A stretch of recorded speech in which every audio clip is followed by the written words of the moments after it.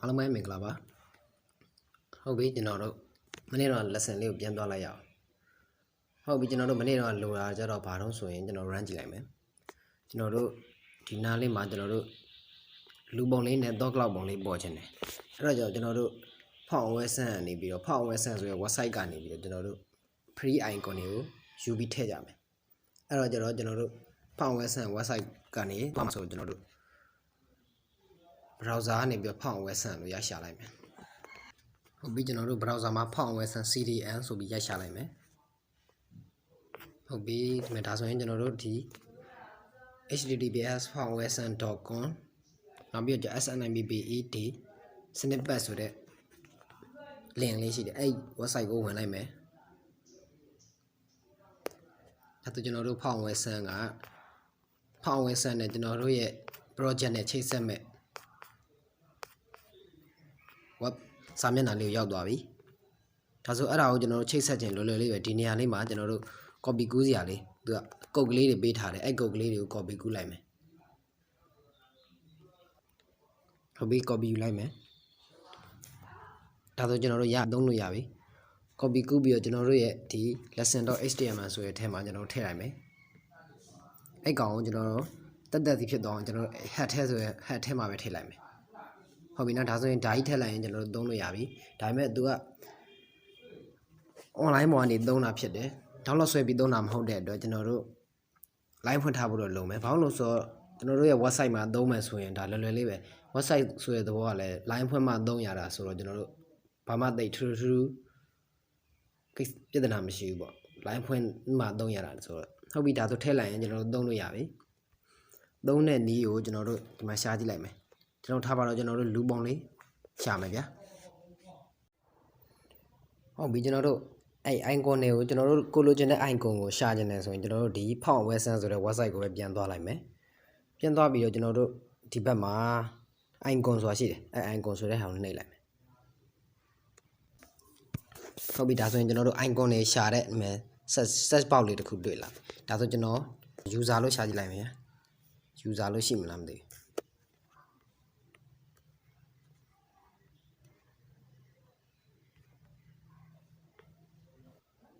ဟုတ်ပြီဒီမှာကျွန်တော်တို့ user နဲ့သက်ဆိုင်တဲ့ icon တွေအများကြီးပေါ်လာပြီအဲ့ထဲမှာကျွန်တော်တို့ကြိုက်တဲ့ icon တစ်ခုကိုယူပြီးသုံးလိုက်အောင်မယ်ဟုတ်ပြီကျွန်တော်ဒီပုံလေးကိုသုံးလိုက်မယ်နောက်ကျသုံးရင်ဒီကောင်လေးကိုနှိပ်လိုက်မယ်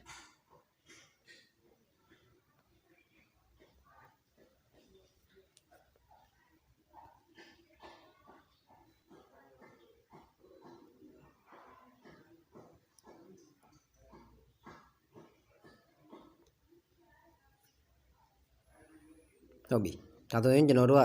လှုပ်ရှားတစ်ခုပဲရှိတယ်ဘာမှလှုပ်ရှားမလို့ထူဟုတ်ပြီကျွန်တော်တို့ဒီတိုင်းသုံးညင်နေဆိုရင် download ဆွဲလို့လည်းရတယ်ဒီမဲ့ဒီ icon လေးကိုတက် download ဆွဲလို့လည်းရတယ်ဒါပေမဲ့ကျွန်တော် download မဆွဲတော့ဘူး online ပေါ်ကပဲသုံးမှာဖြစ်တဲ့အတွက်ဒီ icon ကလေးကို copy ကူးလိုက်မယ်ဟုတ်ပြီဒါဆို copy ကူးပြီးသွားပြီ copy ကူးပြီးတော့ကျွန်တော်တို့ project မှာတန်းထည့်လိုက်အောင်မယ်ဘာမှလှုပ်ရှားမလို့ကျွန်တော်တို့က import box ရဲ့ရှေ့မှာထည့်မှာဖြစ်တဲ့အတွက်ဒီ import box ရဲ့ရှေ့မှာထည့်လိုက်မယ်ဟုတ်ပြီကျွန်တော်တို့အဲ့လိုပုံစံမျိုးပဲ log ပုံစံလေးကိုရှာခြင်းလဲအဲ့လိုပဲရှာလိုက်ကျွန်တော်ကတော့တည်ပြီးသားဖြစ်တဲ့အတွက်မရှာတော့ဘူးဘလို့ပြန်တော့ရတာတော့ကျွန်တော်တည်ပြီးသားဖြစ်တဲ့အတွက်မရှာတော့ဘူး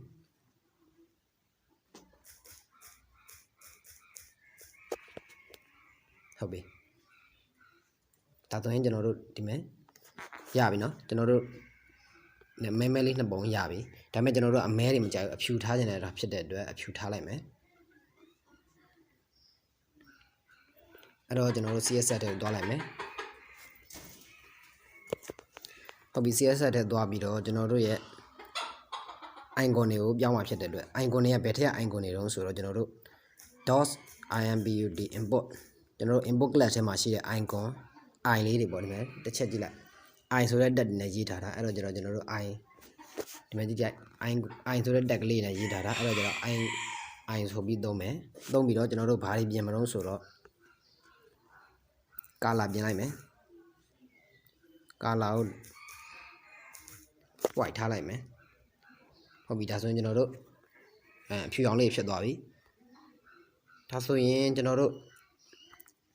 ဒီကောင်တွေကကျွန်တော်တို့တဒန်းနဲ့မဟုတ်ဘူးဗျာအပေါ်နဲ့အောက်နဲ့ဖြစ်နေတယ်တွေ့လားဒီ ဒီ icon နဲ့ဒီအောက်က input နဲ့တဒန်းနဲ့မဟုတ်ဘူးအပေါ်နဲ့အောက်နဲ့ဖြစ်နေတယ်အဲ့ဒါကိုဆိုရင်ကျွန်တော်တို့ဘယ်လိုပြင်လို့ရတော့ဆိုတော့လွယ်လွယ်လေးဘာမှလုပ်ဆရာမလိုကျွန်တော်တို့အဲ့ကောင် plus လုပ်လိုက်ရင်တဒန်းနဲ့ဖြစ်သွားလိမ့်မယ် plus ဆိုတာလေးကိုသုံးလိုက်အဲ့တော့ကျွန်တော်ဘယ်ဟာကိုသုံးရမလို့ဆိုတော့ကျွန်တော်တို့ဒီမဲ့ဒီ input ဆိုတဲ့ class တစ်ခုက I နဲ့ဒီ input ဆိုတဲ့တက်နှစ်ခုကိုဝန်းရံထားတယ်ဟုတ်တယ်နော်အပေါ်က input ဆိုတဲ့ class တစ်ခုကဒီ icon ပုံစံလေး I ဆိုတဲ့တက်နဲ့နောက်ပြီးတော့ input box input ဆိုတဲ့တက်နှစ်ခုကိုဝန်းရံထားတယ်အဲ့တော့ကျွန်တော်တို့ဒီအဲ့နှစ်ခုလုံးကိုဝန်းရံထားတဲ့ဒီ input ဆိုတဲ့ class တစ်ခုကို plus လုပ်လိုက်တာနဲ့အဆင်ပြေသွားပြီအဲ့တော့ကျွန်တော်ဒီ input ကို input ဆိုတဲ့ဟာကို display ကိုကျွန်တော်တို့ flat ထားလိုက်မယ် flat ဆိုတာကျွန်တော်တို့အင်္ဂလိပ်လိုဆိုရင်လည်းပြားတာပေါ့ဗျာဒါအပြားလိုက်ဖြစ်သွားတာပေါ့သဘောကတော့ဒါဆိုရင်ကျွန်တော်တို့ဒီမှာ flat ဖြစ်သွားပြီတဒန်းနဲ့ဖြစ်သွားပြီ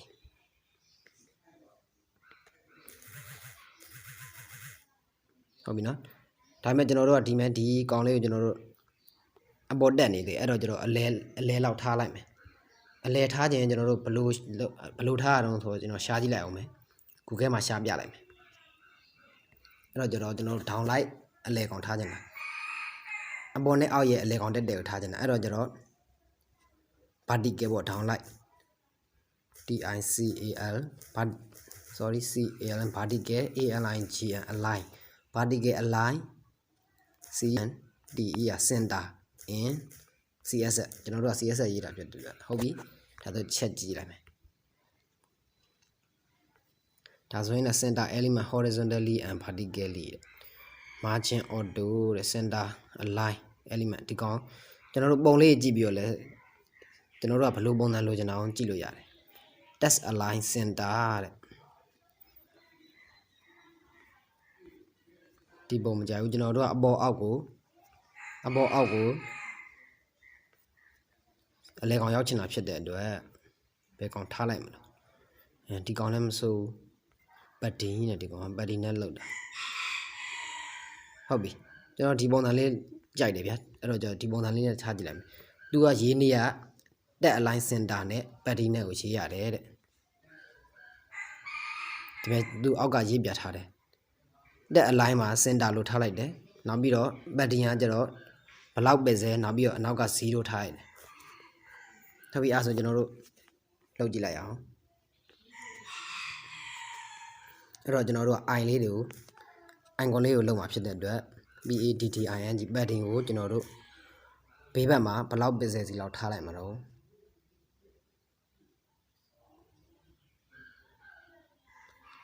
sorry အပေါ်အောက်မှာကျွန်တော်တို့ဘလောက် pixel စီထားမှာတော့ဆိုတော့5 pixel စီလောက်ထားလိုက်မယ်နောက်ပြီးတော့ကျတော့ဘေးဘက်နှစ်ဖက်ကိုကျတော့0ထားလိုက်မယ်အရှိရကဏ္ဍအရှိရဒီ5 pixel ဆိုတဲ့ဟာကကျတော့အထက်အောက်ဒီဘက်ကအနောက်က0ဆိုတဲ့ဟာကျတော့ဘေးဘက်နှစ်ဖက်ပါ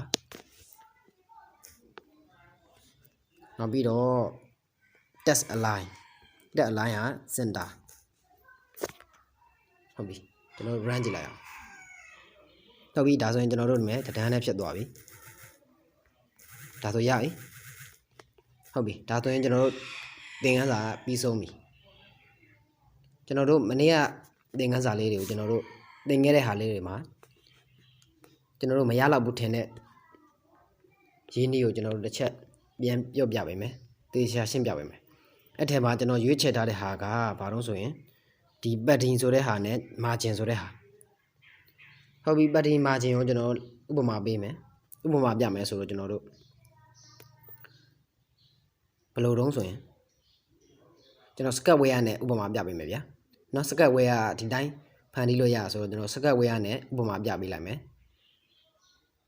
ဟုတ်ပြီကျွန်တော်တို့တိတာထင်ရှားရှိသွားအောင်ကျွန်တော်တို့ Sketchware project လေးနဲ့စမ်းပြတာဖြစ်ပါတယ်ဟုတ်ပြီကျွန်တော် Sketchware project ကိုအဲဒီ battery နဲ့ margin ကိုခွဲပြဖို့တော့ကျွန်တော် linear တစ်ခုယူလိုက်မယ်အဲ linear ထဲမှာကျွန်တော်တို့စာလေးထည့်လိုက်မယ် text view လေးထည့်လိုက်မယ်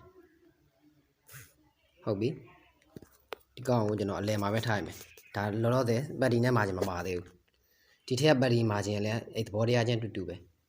ဟုတ်ပြီကျွန်တော်တို့ဒီကောင် linear ကိုထောက်ပြီးတော့ linear ရဲ့ padding ကိုကျွန်တော်ပြောင်းပြမယ်အခု linear ရဲ့ padding ကဘယ်လောက်လုံးဆိုရင် original မှာတာ8ဟုတ်ပြီ8ကိုကျွန်တော်အများကြီးတိုးကြည့်လိုက်မယ်16လောက်2ဆလောက်တိုးကြည့်လိုက်မယ်ဒါဆိုရင်ဒီမှာကြည့်ဒီအတွင်းထဲကကျဲသွားတယ်တွေ့ရနော်ဒီအတွင်းထဲကကျဲသွားတယ်ဒီအတွင်းထဲကိုကျဲသွားတယ်ဟုတ်တယ်နော်နောက်ပြီးတော့ဒါဆိုရင်ဒီထက်တိသားသွားအောင်50လောက်ထားလိုက်မယ်ဟုတ်ပြီဒါဆိုရင်ဒီမှာဒီ linear layout ရဲ့အတွင်းထဲမှာအများကြီးကျဲသွားတယ်ဒါဆိုဒါအဲ့ဒါကို padding လို့ခေါ်တယ်margin ကကြဘာလို့ခေါ်ရအောင်ဘာကိုခေါ်ရအောင်ဆိုတော့ဒီ linear layout ရဲ့အပြင်ကိုကျဲသွားတာကို margin လို့ခေါ်တယ်ဟုတ်ပြီနော် padding ဆိုတာကြတော့ကျွန်တော်တို့ဒီ linear layout ရဲ့အတွင်းဘက်မှာပဲကျဲသွားတာကို padding လို့ခေါ်တယ်အပြင်ဘက်ကိုကျဲသွားတာကို margin လို့ခေါ်တယ်ဟုတ်ပြီ margin ကိုကျွန်တော်တို့ပြမယ် margin ကို100ထားလိုက်မယ်ဒါဆိုရင်ဒီမှာ